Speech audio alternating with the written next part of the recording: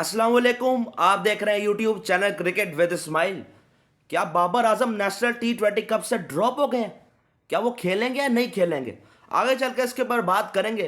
पहले आज पाकिस्तान के डोमेस्टिक के ऊपर थोड़ी बात कर लेते हैं। पाकिस्तान का नेशनल T20 कब शुरू होने जा रहा है? हालांकि अगले महीने PSL होने जा रहा है, उससे पहले हमने सीरीज खेलनी है। उसके बीच में ये भी हो रहा है, मुझे समझ के बाहर है। वैसे ये तो 18 टीमें इसके अंदर होंगी। आपको पता है अब 6 टीम वाला कंसेप्ट नहीं है, अब 18 टीमें इसमें होंगी। उसमें एक रीजन है, मुझे समझ के बाहर है कि इस रीजन का कोई डोमेस्टिक स्ट्रक्चर वहाँ पर नहीं है, कोई वहाँ पे क्रिकेट नहीं होती, वहाँ पर इतनी ज़्यादा कोई इंफ्रास्ट्रक्चर वहाँ पर नहीं है, NCA नहीं है। डेरा मुराद जमाली की मैं बात कर रहा हूँ, जिस रीजन शामिल किया गया इसके अंदर, इस टीम शामिल की गई है, क्या क्राइटेरिया उनके प्लेयर्स का, कहाँ से वो आ रहे हैं, ये बहुत बड़ा सवालिया निशान है। क्या कोचेज होंगे इस जितनी भी टीम्स हैं, ये सवालिया निशान है। ऊपर से सैलरी बड़ी कम मिलेगी इनको। अगर जो विनिंग टीम होगी उनको 50 लाख रुपए मिलेगी, जो चैंपियंस कप के मेंटोर हैं वो तो महीने का 50 लाख रह रहे हैं। तो बड़ी अजीबोगरीब सिचुएशन है हमारी। एक डोमेस्टिक, हमारी क्रिकेट भी एक बहुत बड़े क्लाउन और जोक है। एक तरफ हमने डिपार्टमेंट क्रिकेट करानी है, वो भी हो रही है, एक ये नेशनल T20 कप, कायदे आजम कप वगैरह ये होते हैं, और चैंपियंस कप एक तरफ अलग हो रहा है। तो तीन अब सेटअप है हमारे, तीनों हो रहे हैं। हालांकि अब चैंपियंस कप से अच्छा था, फिर अब 6 टीम वाला कंसेप्ट जो पहले रखा हुआ था वही रख लेते हैं। फिर उसके बाद आपने चैंपियंस कप निकाला, उसमें 8 टीमें थी, तो एक तरह से उसमें टीमें बढ़ा के वही कर लेते हैं। यहाँ तीन सेटअप आपने खड़े किए हुए। फैसिलिटीज इतनी गंदी रहती है हमारी डोमेस्टिक की। जब डिपार्टमेंट क्रिकेट हो रही थी वहाँ पर ना वॉशरूम्स थे ना ड्रेसिंग रूम्स थे, और यहाँ पे पता नहीं किस तरह की सिचुएशन होएगी। हालांकि गजावी स्टेडियम में तो चलो फैसिलिटी होएगी, बट अगर बारिश होती है तो भाई छत नहीं होएगी। इकबाल स्टेडियम फैसलाबाद में भी होना है, यहाँ मैचेस होने हैं, मुल्तान में भी होने हैं, लाहौर के LCCA ग्राउंड में भी मैचेस होंगे। तो फैसिलिटीज़ पता नहीं किस हिसाब से होने जा रही है, ऊपर से प्लेयर्स का क्राइटेरिया क्या आ रहा है, मुझे तो समझ के बाहर है। ऊपर से हमारे सीनियर प्लेयर्स जो कि मेंटोर्स भी हैं वो भी ये खेलेंगे। शुएब मलिक, सरफराज जो मेंटोर बन चुके हैं, उनका कोई फ्यूचर नहीं है, वो भी ये खेलते हुए दिखाई देंगे। मेरी समझ के बाहर है वो क्यों खेल रहे हैं, उनका अब कोई बनता नहीं है, वो मेंटोर वाला काम ही संभालें। यासिर शाह भी खेलेंगे, सुहेल खान भी है, वहाब रियाज का भी कल तक नाम था कि वो भी शामिल है, पर अब उन्होंने विड्रॉ कर लिया है। जिनका कोई फ्यूचर नहीं है वो क्यों खेल रहे हैं? अगले महीने PSL है, उससे पहले ये करवाना मेरी समझ के बाहर है। बस चेयरमैन ने बस वो टिक मारना होता है वहाँ पर कि एक चीज़ करवानी है, देखना भी नहीं होता कि किस तरह हो रही है।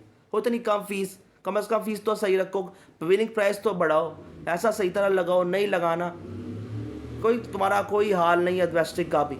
जहाँ तक बाबर आजम का सवाल है, वो ना नसीम शाह होंगे, ना रिजवान होंगे, ना बाबर होंगे, वो भी उम्रा करने वहाँ गए हैं बाबर रिजवान, तो उसके बाद न्यूजीलैंड ही ट्रैवल कर लेंगे। उन्होंने ODI स्क्वाड में वो तो हैं, 29 से स्टार्ट है, तो अभी तक तो वो नहीं है। अगर उन्होंने खेलना हुआ तो शायद शामिल हो जाए, पर जो स्क्वाड आए हैं उसमें तो वो नज़र नहीं आ रहे हैं, तो मुझे तो नहीं लगता कि वो खेलेंगे। हालांकि अगर वो खेल लेते हैं, वहाँ कोई परफॉर्मेंस अगर वो दे देते हैं, तो फिर उनके लिए फिर चांसेस बन जाएंगे। ऊपर से जो T20 सीरीज स्टार्ट होनी है, हमारे नए प्लेयर्स फेल हो गए, तो फिर इनके चांसेस बन जाएंगे, फिर इनको हम डाल देंगे। अब उनकी इनसे हमें बाहर निकलने की ज़रूरत है बाबर रिजवान से। अब इनकी T20 में नहीं बनती, किसी टीम में भी इस तरह के प्लेयर्स मौजूद नहीं है, तो प्लीज़ इनसे बाहर निकलें। और जहाँ तक पाकिस्तान के यूनिवर्सिटी का सवाल है, इसको चीज़ बेहतर करने की कोशिश करें, फैसिलिटीज़ बेहतर करें, क्राइटेरिया क्या होते हैं प्लेयर्स के, और जिन रीजन्स में आप शामिल कर रहे हो वहाँ पे क्या क्रिकेट की फैसिलिटीज़ हैं, क्या NCA वहाँ पर है, किस तरह क्राइटेरिया प्लेयर्स के सिलेक्ट होने का, और जो रीजन्स में पहले से NCA मौजूद है वहाँ पे कौन से कोचेज मौजूद हैं, लाहौर में कौन सा NCA में कितने बेहतरीन कोचेज मौजूद है। मुझे तो आज तक किसी ने वीडियो नहीं उस पर बनाई, ना कोई बात करता है। तो जहाँ पे NCA मौजूद है वो भी बेहतरीन फैसिलिटी वाला नहीं है, और जहाँ है ही नहीं उसका रीजन भी लोड किया गया। पता नहीं वहाँ के खिलाड़ियों का किस टेस्ट पे बेसिस पर लोड किए गए हैं। हालांकि मैं उन खिलाड़ियों को बुरा नहीं कहता, उनका भी दिल है, उनका भी खेलना चाहते हैं, पर क्या क्राइटेरिया हमें तो पता लगे। डेरा मुराद जमाली से हमें पता ही नहीं, पहली बार इस तरह का इंक्लूड कर लिया गया डेरा मुराद जमाली। तो ये मैं थोड़ा हैरान हुआ जब मैं चेक कर रहा था, काफ़ी ज़्यादा प्लेयर्स के नाम चेक वहाँ पर मैंने किए, तो हैरान हूँ कुछ ऐसे प्लेयर्स क्यों इंक्लूड किए गए हैं जो मेंटोर भी हैं।